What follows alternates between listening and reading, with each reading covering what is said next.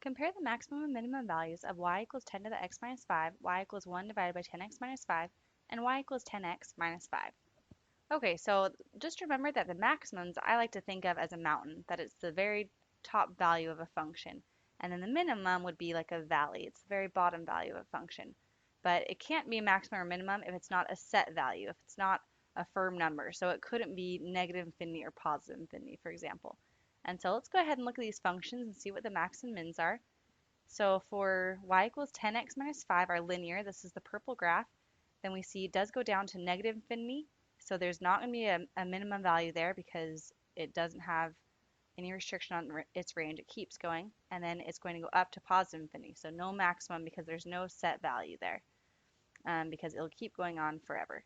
And then looking at y equals 10 to the x minus 5, our exponential, then we see it has no maximum again because it's going to go up to infinity as an exponential, and then it does go down, and it does have a horizontal asymptote since it's an exponential function, and here that's y equals 0, and so we do know that the numbers, the values there have to be greater than 0 because it just looks like it approaches it, never actually crosses.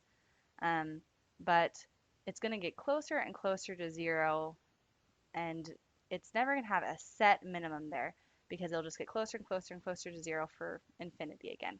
And so no minimum there, no maximum there. And then looking at our last one, y equals 1 divided by 10x minus 5, then we see that the maximum value, well, up here it goes up to positive infinity.